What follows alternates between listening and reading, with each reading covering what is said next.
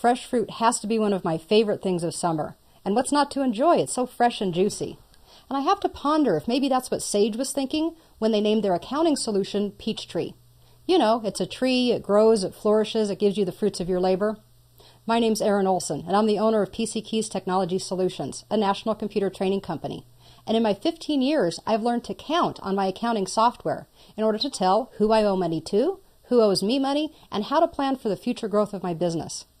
In this course, Total Trainings, Sage, Peachtree 2009 Pro, we're going to learn all of the things from start to finish, including how to create a company, how to add things to sell, how to move through the sales process, how to collect and deposit money, even how to work with reports and close the books. So if you're ready to enjoy the fruits of your labors using Peachtree accounting software, then come along for the ride. It's going to be a fun and delicious one. Peachtree is an accounting software solution that can assist you in tracking your finances.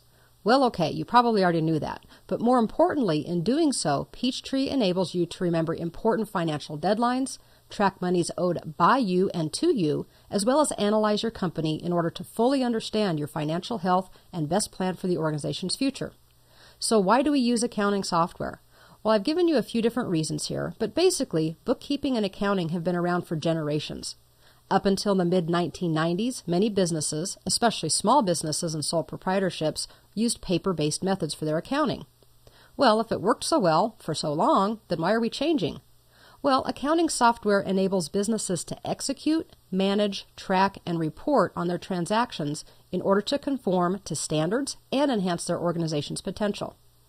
Now, everybody knows that accounting is useless unless it is accurate. So probably the number one reason to use this kind of software is for accuracy. Software assists us in accuracy in many ways, by providing methods for using data without re-entering it each time, as well as safety features prohibiting entering of items not recognized. For example, you can't sell something that you don't have in inventory. Along the same lines, bookkeeping becomes more streamlined when items can be recalled instead of re-entering time and time again.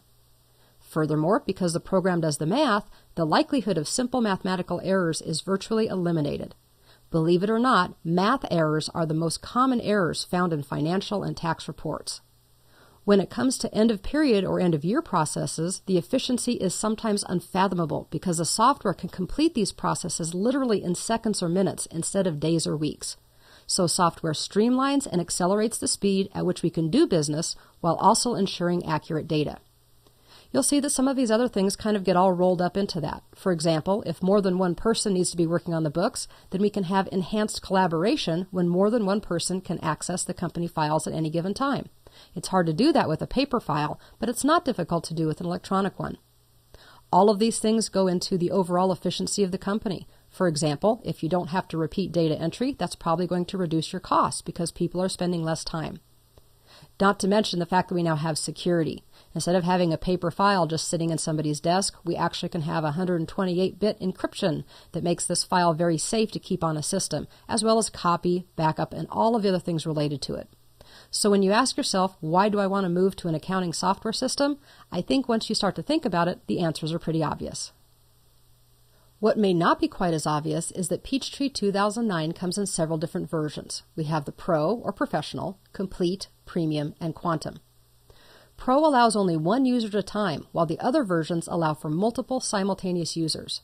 Complete and Premium, in fact, allow up to 5, and Quantum allows up to a whopping 40, because Quantum is really designed for an enterprise where you have multiple locations, offices, and facilities. The important core functionality of accounts payable, bill payment, purchase orders, writing of checks, accounts receivable, quotes, invoices, and reporting, to name a few, are available across all of the products. In versions like Premium and Quantum, you do receive a little bit of extra. For example, you get more standard reports than you do in just the Pro version.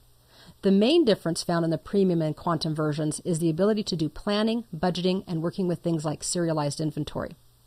Again, for a complete option of what everything offers and which one is best for you, you probably want to go to the website to check out exactly what they offer. Within the Premium version of Peachtree 2009, we also have industry versions. These are primarily created for construction, distribution, manufacturing, and nonprofits. As you take a look at this list, you probably can figure out what the differences are. For example, if you work in a construction business, you probably work with subcontractors, you have a lot of labor, maybe some retainage, or maybe you have progressive billing, where somebody pays a deposit and then other parts as you go throughout the project with a final payment at the very end. These things, of course, are specific to construction, and they can be found in the specialized version. Likewise, if you're in distribution, then you're probably making kits or assemblies of things, and maybe you're purchasing and reselling in different quantities. For example, you buy something in a pallet, but you sell it as an individual item. So as you can see, this can have some additional functionality that aren't included in the regular versions because most people won't use them, for example, in an office-based system. But for your industry, they're important, and they're found in these industry versions. While we're getting oriented to some of the factors related to choosing and using Peachtree software, I want to take a moment to talk about what I call technicalities. Now, I'm not sure that everybody will be interested in this, and I'm also not sure that this is exactly the right place to put it, but since we're talking about choosing software versions, it kind of seemed like a good place to go. I just wanted to talk for a few minutes about some of the things that you may want to know before you make the purchase of Peachtree or if you're having issues. First of all, Peachtree's database is called the Pervasive Database, and it works in the background to store and manage your data. The problem is that Pervasive can actually be mistaken for a virus. So if you have things like firewalls and those types of pieces of software in place, it might try to block it and you run into some issues. If it's mistaken for one of those threats, you should have your IT, or you if you know how to do so, make some firewall adjustments and go ahead and make sure that Pervasive can be accessed by Peachtree without bringing up these threats all of the time. It usually isn't too big of a deal. For example, on Vista, it will simply ask you, do you want to allow it, and you can say yes. So don't panic if you see that. Now you know what Pervasive actually is. Next is that Peachtree 2009 is compatible with Windows operating systems, including Windows Vista. And that's always a good thing. So I wanted to mention that Peachtree 2009 will not provide support for users on the Windows 7 platform. Now that does not mean that it's not going to be compatible. What it means is, at the moment, the makers of Peachtree are saying that they're not necessarily going to support those issues on Windows 7.